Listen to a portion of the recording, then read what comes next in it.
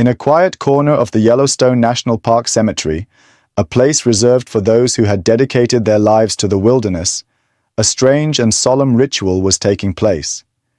Every morning, just as the sun cast its first golden rays over the snow-dusted tombstones, a visitor would arrive. This was no ordinary mourner. It was a massive female grizzly bear. The park rangers had named her Lucy. They had known her since she was an orphaned cub, rescued and hand-reared by a kind, gentle zookeeper and conservationist named Jonathan.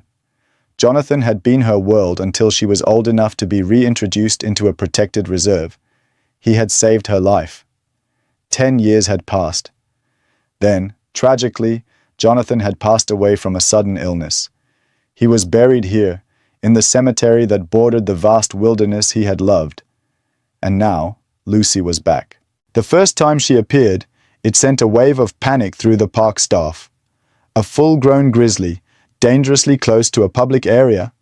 It was a ranger's worst nightmare. But Lucy wasn't aggressive. She didn't rampage or threaten.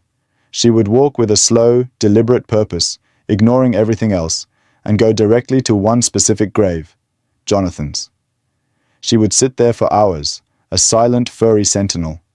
Sometimes she would lay down, her massive head resting near the cold stone, and let out a soft, mournful sound, a low rumble that was heartbreakingly close to a human sigh. The rangers watched from a distance, baffled and deeply moved. They couldn't explain it. It was a behavior that defied every textbook on animal instinct. To understand, and to ensure public safety, they set up a hidden, motion-activated camera tucked away in a nearby pine tree. They needed to know what she was doing, especially during the hours no one was watching. They expected to see, well, they didn't know what to expect. A week later, the head ranger, a grizzled man named David who had known Jonathan for 30 years, sat down to review the footage. The first few clips showed what they already knew: Lucy arriving at dawn, sitting by the grave, and leaving at dusk. It was touching, but not new. He fast-forwarded through the days, his heart heavy with the mystery. Then he stopped. He rewound the footage and watched, his breath catching in his throat. The camera showed Lucy arriving at the grave as usual, but this time she was carrying something in her mouth. She gently placed it on the tombstone. It was a small, perfectly formed pine cone. She nudged it with her nose, then sat down for her daily vigil. The next day, the footage showed her bringing something else, a small branch of wild berries. The day after that, it was a smooth, gray river stone. David leaned forward, his eyes wide with disbelief. She wasn't just visiting. She was bringing gifts. She was leaving offerings at the grave of the man who had raised her. It was a ritual of remembrance, an act of grief and love so profoundly human that it seemed impossible. He kept watching, his eyes welling with tears. The camera captured her on a snowy day, using her giant paws to gently brush the snow off the name carved into the tombstone, Jonathan Hale, as if trying to read it. It captured her talking to the grave, low rumbles and soft snorts, as if sharing the stories of her day. The final clip was the one that broke him. A fierce blizzard had hit the park. The camera showed Lucy, covered in a thick blanket of snow, refusing to leave the grave.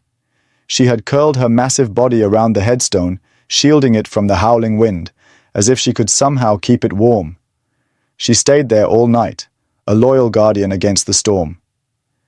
David shut off the monitor, his face wet with tears.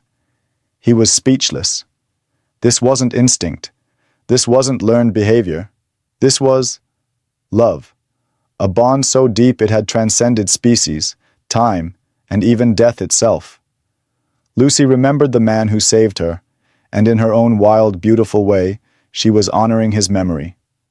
The Rangers made a decision. They didn't publicize the story widely, to avoid turning Lucy's private grief into a spectacle. But they rerouted the nearby trail and put up signs declaring the area a sensitive wildlife zone, ensuring her vigil would never be disturbed. They protected her, just as Jonathan would have wanted. Sometimes, we believe grief is a uniquely human emotion, but sometimes, The wilderness reminds us that love and loyalty know no bounds, and that the deepest bonds are written not in words, but in acts of silent, unwavering devotion.